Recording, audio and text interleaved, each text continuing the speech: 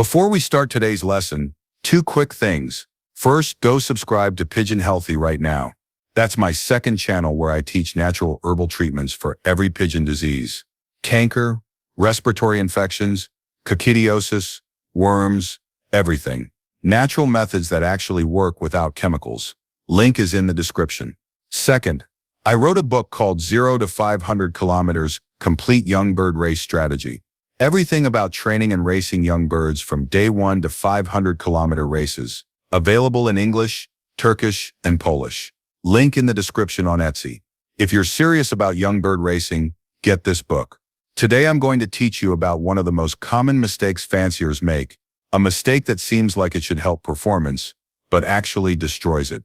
A mistake I made for years before I understood what I was doing wrong. This mistake is about loft flying. How much is too much?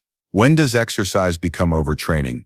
And why forcing your birds to fly longer isn't making them better racers. This is critical information. Pay attention because this mistake is probably costing you race results right now. Let me start by telling you what I used to do. When I first got serious about racing, I read everything I could about training methods. One thing I kept seeing was that birds need exercise to build fitness. Makes sense, right? Athletes train hard. Birds are athletes, so train them hard. The advice was to fly your birds every day. Get them in the air. Keep them flying. More flying equals more fitness, equals better race performance. Simple logic. So that's what I did. Every single day, morning and evening, I'd let my birds out for loft flying. I wanted them flying minimum 1 hour per session, 2 sessions per day, 2 hours total daily loft flying. Some days I'd push for even more. If birds landed on the roof after 30 minutes, I'd go out with a flag and chase them back up. Keep them flying. Don't let them be lazy. Force the exercise. I thought I was building superior fitness. I thought my birds would be unstoppable because they were flying more than anyone else's birds. Race season started. My results were terrible. Birds that trained beautifully at home performed poorly in races. They'd place middle to bottom of the pack. Some wouldn't even finish. I was confused. These birds were flying 2 hours per day at home. They had the fitness. Why weren't they racing well? I increased the loft flying even more. Pushed them harder. Results got worse. Birds started looking tired all the time. Some lost weight. A few got sick. I was destroying my team and didn't understand why. Then I talked to an experienced Belgian fancier. I explained my training program. 2 hours daily loft flying. Forced exercise. He looked at me like I was crazy. He said, "You're overtraining them. You're burning them out. Racing pigeons aren't marathon runners. They're sprinters who need to perform at high intensity for a few hours, then recover. Your training is creating chronic fatigue. They never fully recover between sessions. By race day, they're exhausted before they even start. Of course, they're racing poorly." I didn't believe him at first. How can exercise be bad? But he explained the science and it made sense. Let me teach you what he taught me because this changed everything about how I train birds. First, understand what happens physiologically during exercise. When a bird flies, muscles contract. This requires energy. Energy comes from burning fuel, primarily glycogen stored in muscles and glucose from the bloodstream. During sustained flight, glycogen stores deplete. After maybe 60 to 90 minutes of continuous flight, muscle glycogen is significantly reduced. The bird can still fly, but it's now running on glucose from the bloodstream and starting to break down fat for fuel. This shift from glycogen to fat metabolism is less efficient. The bird slows down. Flying feels harder. After the flight session ends, the bird needs recovery time. Recovery involves several processes. Muscle glycogen must be restored. This takes 24 to 48 hours depending on diet and rest. Muscle microtrauma from exercise must be repaired. Flight muscles develop tiny tears during hard work. These tears are normal training stimulus, but they need repair time. Repair takes 48 to 72 hours. During repair, muscles rebuild slightly stronger than before. This is adaptation. This is how training makes you stronger. But the key is the repair must be completed before the next hard training session. If you train again before repair is done, you're damaging already damaged muscle. This creates accumulated damage. Performance declines instead of improving. Metabolic waste products from exercise must be cleared. Lactic acid and other byproducts build up in muscles during hard work. These must be flushed out through circulation. This takes 12 to 24 hours. Nervous system must recover. Flying requires intense neural activation, motor control, balance, coordination. After hard exercise, the nervous system is fatigued. Neural fatigue manifests as slower reaction times, impaired coordination, reduced motivation. Neural recovery takes 24 to 48 hours. Add all these recovery requirements together, and you get a clear picture. After a hard 60 to 90-minute loft flying session, a bird needs at minimum 24 hours recovery, preferably 48 hours. During recovery, the bird should fly minimally, or not at all. It should eat well, drink well, rest. This rest period is when the training adaptation actually happens. The body rebuilds stronger. Now look at what I was doing. Flying birds hard twice per day every day. Morning session depletes them. They haven't recovered by evening. Evening session depletes them further. Overnight recovery is insufficient. Morning they're still tired from yesterday, but I make them fly again. This continues day after day. The birds never fully recover. They exist in a state of chronic partial depletion. Muscle glycogen never fully restores. Muscle damage accumulates. Metabolic waste accumulates. Neural fatigue accumulates. The birds get progressively more tired and weaker, despite all the exercise. This is called overtraining syndrome. It's well documented in human athletes, and it happens in pigeons too. The Belgian fancier told me to cut my loft flying dramatically. He said fly your birds 3 to 4 times per week maximum, not daily. And keep sessions reasonable, 45 to 60 minutes, not 2 hours. Let birds rest between sessions. On rest days, birds can exit to the roof if they want, but don't force flying. Let them choose. This seems like less training, but it's actually smarter training, because it allows recovery and adaptation. I was skeptical but desperate. My current program wasn't working, so I tried his method. I reduced loft flying to 4 times per week, Monday, Wednesday, Friday, Sunday. Each session 45 to 60 minutes. If birds wanted to fly longer on their own, I let them, but I didn't force extended flying. Tuesday, Thursday, Saturday were rest days. Birds could exit to the roof and sit in the sun. Some would fly a little on their own, but no forced exercise. Within 2 weeks I noticed differences. Birds looked more energetic. Their eyes were brighter. They gained back weight they'd lost. When they did fly, they flew more powerfully. Training tosses showed faster return times, and most importantly, race results improved dramatically. Birds that had been placing 50th to 80th started placing 20th to 40th. Birds that had been placing 20th to 40th started placing top 10. My win rate increased, all from training less, not more, less but smarter. Let me explain exactly why this works. Training stimulus and recovery must be balanced. Training creates the stimulus for adaptation. The stress of exercise signals the body to get stronger, but adaptation happens during recovery, not during the exercise itself. If you provide constant stimulus with inadequate recovery, the body never adapts. It just accumulates damage and fatigue. If you provide appropriate stimulus followed by adequate recovery, the body adapts. It becomes stronger, faster, more efficient. This is the fundamental principle of all athletic training. Stimulus, recovery, adaptation, repeat. The optimal pattern for racing pigeons looks like this. Hard training day followed by rest day. Hard training day followed by rest day. This allows full recovery between stimulating sessions. Each session, the bird works hard. Then it recovers fully. Then it works hard again from a recovered state. Progressive improvement happens because each session starts from a recovered baseline. Compare this to daily hard training, where each session starts from a partially depleted state. The first pattern builds upward. The second pattern grinds downward. Now let me teach you the specific loft flying protocol that produces optimal results. This is what I use now. This is what produces consistent winners. The exact schedule I'm about to give you has been refined over years of testing and produces the best balance between training stimulus and recovery time. During racing season, Loft flying schedule is 4 days per week. Monday morning, Wednesday morning, Friday morning, Sunday morning. Each session is 45 to 75 minutes, depending on bird condition and weather. Tuesday, Thursday, and Saturday are rest days. Birds can exit to the roof if they choose, but no forced flying. This 4 days on, 3 days rest pattern provides adequate training stimulus while ensuring sufficient recovery. Each flying session follows this structure. Let birds out around 8 or 9 a.m. Don't let them out too early. They should have had time to eat breakfast and digest partially before flying. Flying on a completely empty stomach isn't ideal.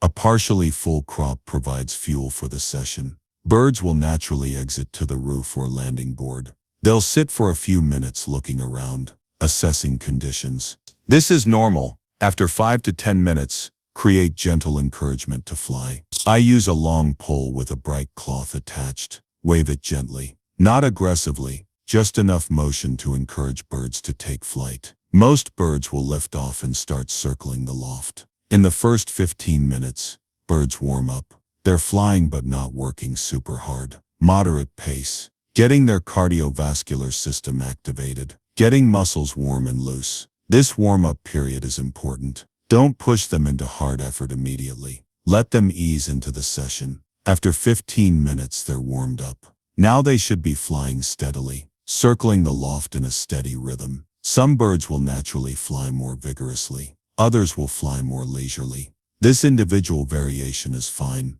Don't try to make all birds fly exactly the same. The main portion of the session is 30 to 40 minutes. During this time, birds should accumulate continuous flight time. They'll fly for stretches, then land on the roof to rest briefly, then fly again. The total accumulated flight time should be 30 to 40 minutes out of the 45 to 75 minute session. The rest of the time is resting on the roof. This work-rest pattern is self-regulated. Birds fly when they have energy, rest when tired. This prevents excessive fatigue. As the session nears its end, birds will naturally want to come inside.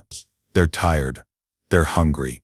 They've done their work. At this point, call them inside with your feeding whistle, or call, open the trap. Most will enter readily. If some birds don't enter immediately, be patient. Give them a few minutes. Hungry, tired birds will enter. Don't chase them or grab them. Let them enter voluntarily. Once all birds are inside, feed them immediately. This reward of food after flying reinforces the routine. Birds learn that flying session ends with feeding. This makes them more willing participants next session. After feeding, birds rest for the remainder of the day. No further exercise. No training tosses on loft flying days. The loft flying session is the day's training. That evening, feed again normally. Provide fresh water always. Next morning, if it's a rest day, birds can exit to the roof if they want, but no forced flying. Let them lounge. Let them sun themselves. Let them pre-in. Let them rest. Rest days are as important as training days. This is when adaptation happens. Now let me address weather considerations. Loft flying should only happen in decent weather. Mild temperatures, light to moderate wind, no precipitation. Don't fly birds in heavy rain. Strong winds above 30 kilometers per hour. Extreme heat above 35 degrees Celsius, or extreme cold below freezing. Bad weather flying creates excessive stress without proportional training benefit. If a scheduled training day has bad weather, skip it. Move to the next day, if weather improves, or just take an extra rest day. Don't feel compelled to fly in poor conditions just to stick to schedule. Smart training adjusts to conditions. During very hot weather, fly birds earlier in the morning before heat peaks, 7 or 8 a.m., when temperature is still moderate. Avoid midday flying in heat. Overheating is dangerous. Birds can die from heat stress. During cold weather, fly birds later in morning, after sun warms the air, 9 or 10 a.m., when temperature has risen. Very cold flying is stressful and not beneficial for training. The goal is training in comfortable conditions, so birds can work efficiently, without environmental stress added on top of exercise stress. Let me now explain. Session intensity. Not all loft flying sessions should be the same intensity. Most sessions should be moderate intensity. Birds fly at a comfortable pace. They're working but not maxed out. Heart rate is elevated but sustainable. Breathing is increased but not labored. This moderate intensity builds aerobic base fitness, cardiovascular capacity, endurance. Most of your training should be at this level. Maybe 3 out of 4 weekly sessions. 1 session per week can be higher intensity. This session pushes birds a bit harder. Instead of just waving the flag to encourage flight, you actively keep birds flying. When they try to land, you encourage them back up quickly. Keep the pace brisk. This session should still be 45 to 60 minutes total, but with more continuous flight and less resting. Birds will be more tired after this session.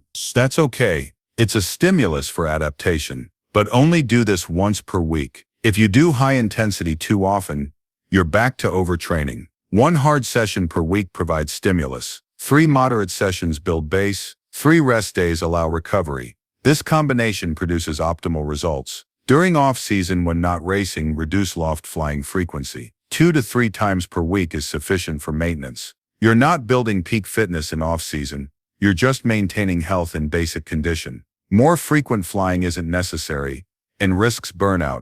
Off-season is time for recovery from the racing season. Let birds rebuild. Rest, molt in peace. Come into next season fresh and eager. Birds that train hard year-round without real off-season become stale. They lose enthusiasm. Performance plateaus or declines. Periodization matters. Hard training during racing season. Lighter maintenance during off-season. This keeps birds mentally and physically fresh long-term. Now let me teach you how to recognize overtraining in your birds. If you're currently training too much, these signs will be present. Learn them. If you see multiple signs you're overtraining, reduce volume immediately. First sign is chronic tiredness. Birds look lethargic even after rest days. Energy level never seems to fully rebound. During loft flying sessions, birds are reluctant to fly. They launch late. They land often. Total flight time per session decreases even though you're pushing them to fly. This reluctance is the body's self-preservation. The birds are too tired to sustain normal flight. They're conserving energy. Second sign is weight loss despite adequate feeding. Overtrained birds are burning more calories than they can consume. Chronic energy deficit leads to weight loss. Muscle mass decreases. Birds look thin. Keel becomes overly prominent. This is muscle catabolism. Body is breaking down muscle for energy because demands exceed supply. This is the opposite of what training should do. Training should build muscle, not destroy it. Third sign is degraded performance in training. Balls. Authored. Sign is degraded performance in training tosses. Return times from standard distances get slower over time instead of faster. This is the clearest indicator. Training should improve performance. If performance is declining, training load is excessive. The bird's body can't recover and adapt. Instead, it's accumulating fatigue. Each toss the bird is slightly more depleted than the last. Times get progressively slower. If you graph your training toss times over weeks and see an upward trend, slower times you're overtraining. Fourth sign is increased illness. Overtrained birds get sick more often. Respiratory infections, cancer, digestive issues. This happens because overtraining suppresses immune function. The body prioritizes recovery from exercise over immune surveillance. Pathogens that would normally be controlled by the immune system gain footholds. Overtrained birds are immunocompromised. They catch everything. If your team seems constantly sick despite good loft hygiene, overtraining might be the root cause. Fifth sign is behavioral changes. Overtrained birds become irritable, more aggressive with each other, less willing to interact with you, more stressed by handling. This is nervous system fatigue. The birds are mentally exhausted as well as physically. They have no reserves for social interaction or cooperation. Everything feels like a burden.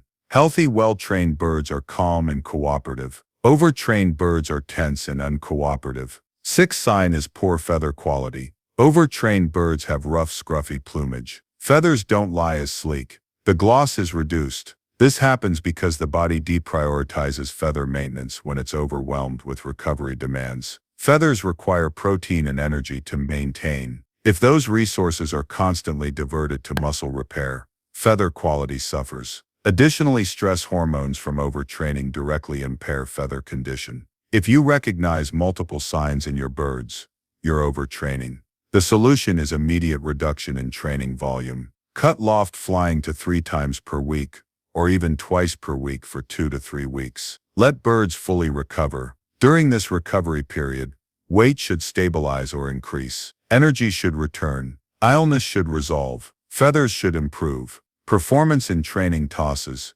should start improving. Once you see clear recovery, resume training at more moderate volume, 4 times per week maximum. Always monitor for signs of excessive fatigue. Adjust volume as needed. Better to undertrain slightly than overtrain. Slightly undertrained bird can still race well. Overtrained bird cannot. Now let me explain the difference between loft flying and basket training, because some fanciers confuse these. Loft flying is exercise. It builds cardiovascular fitness, muscle strength, and stamina.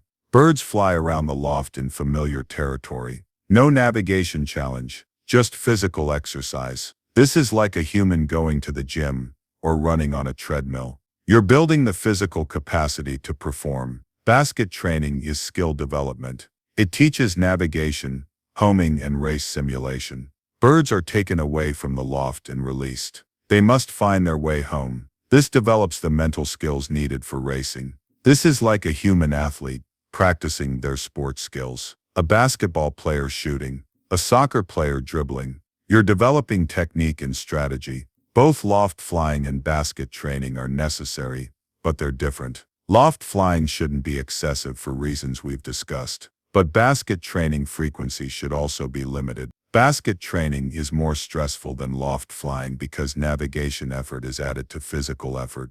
During racing season, basket training should be once or twice per week maximum. Combined with loft flying 4 times per week, you have 5 to 6 total training sessions per week. 1 or 2 rest days. This is appropriate total training load. If you're doing loft flying daily, plus basket training multiple times per week, total volume is way too high. No wonder your birds are overtrained. Some fanciers do almost no loft flying. They rely entirely on basket training. They figure basket training provides both exercise and navigation practice. So why bother with loft flying? This is also suboptimal. Basket training is stressful and can't be done frequently enough to build adequate base fitness. Plus, basket training always involves vehicle transport, confinement in basket, time away from loft. These are additional stressors. You can't do basket training every day. It's too stressful. But you can do loft flying 4 times per week because it's lower stress. Loft flying builds the base fitness. Basket training applies that fitness to race-specific skills. Both are needed. Loft flying builds the engine. Basket training teaches the bird how to use the engine effectively. Let me now give you the complete weekly training schedule that balances everything properly. This is what I use during active racing season. This produces consistent winners without overtraining. Monday morning, loft flying, moderate intensity, 45 to 60 minutes. Afternoon rest. Tuesday rest day. Birds can sit on roof if they want. No forced exercise. Wednesday morning, loft flying, moderate intensity, 45 to 60 minutes. Afternoon basket training. Total this week 20 to 50 kilometers, depending on training phase. Thursday rest day. Birds recover from yesterday's basket toss. Friday morning, loft flying, moderate to high intensity, 45 to 75 minutes. This is the hardest loft flying session of the week. Push birds a bit more. Afternoon rest. Saturday rest day. Complete rest before race. Sunday morning, race day. Or if no race, loft flying, moderate intensity. This schedule provides 4 loft flying sessions, 1 basket training session, 2 to 3 complete rest days per week. Total training volume is manageable. Recovery is adequate. Progressive improvement happens. Adjust the specifics based on your race schedule. If races are Saturday, adjust so Friday is rest day. The principle remains: balance training stimulus with adequate recovery. Don't exceed 4 to 5 hard training sessions per week, total. Now let me address individual differences. Not all birds require the same training volume. Some birds are naturally high energy. They want to fly a lot. They recover quickly. These birds can handle training at the higher end of recommendations. Other birds are lower energy. They tire more easily. They need more recovery. These birds should train at the lower end of recommendations. Watch your birds. Learn which ones are tough and which are more delicate.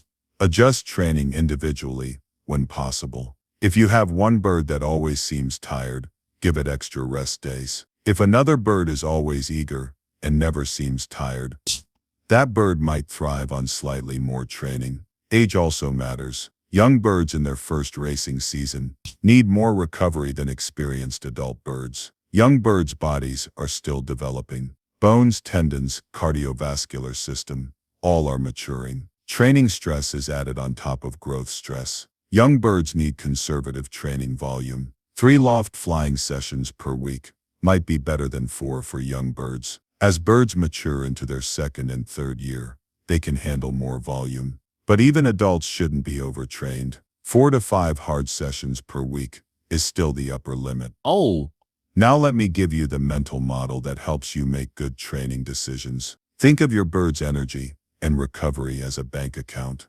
Training withdraws from the account. Rest deposits into the account. If you withdraw more than you deposit, the account goes into deficit. Deficit accumulates. Performance declines. Eventually the bird breaks down. If you deposit more than you withdraw, the account builds a surplus. The bird is undertrained. It has energy and capacity. It's not using. Performance is okay but not peak. The goal is balance. Withdrawals roughly equal deposits. The account stays near zero but fluctuates appropriately. Some days negative after hard training. Some days positive after good recovery. Over the week it balances out. This balance produces peak sustainable performance. When you're planning training, think about the bank account. Hard loft flying withdraws energy. Basket training withdraws more. Race withdraws the most. Rest deposits. Light loft flying or roof sitting deposits a little. Complete rest deposits the most. If you do hard loft flying plus basket training plus race in the same week, that's 3 large withdrawals. You need enough deposits to balance. That means at least 2 complete rest days, maybe 3. If you're doing hard loft flying 7 days per week, that's 7 withdrawals with no deposits. Account goes deeply negative fast. Overtraining is inevitable. This mental model helps you see training load clearly. It prevents the mistake of thinking more training is always better. Sometimes rest is better. Sometimes you need to deposit before you can withdraw. Again, champions understand this. They train smart, not just hard. Let me end with the most important point. Training quality matters more than training quantity. One focused high-quality, 45-minute loft flying session is worth more than 3 hours of lazy casual flying. In the quality session, birds work at appropriate intensity. Cardiovascular system is stimulated. Muscles are engaged. Training adaptation occurs. In 3 hours of casual flying, birds are mostly coasting. Not enough intensity to stimulate adaptation, just burning time and energy without benefit. When you fly your birds, make the session purposeful. Encourage active flying. Keep birds moving. Make them work at moderate to high intensity, but keep duration reasonable. 45 to 75 minutes of quality work, then stop. Let them recover. This focused approach produces better results than marathon flying sessions. Your birds will be fitter, healthier, more eager, and race better. All from training less but smarter. That's the secret, not more better. Focus on quality. Provide adequate recovery. Balance stimulus and rest. Your results will improve dramatically.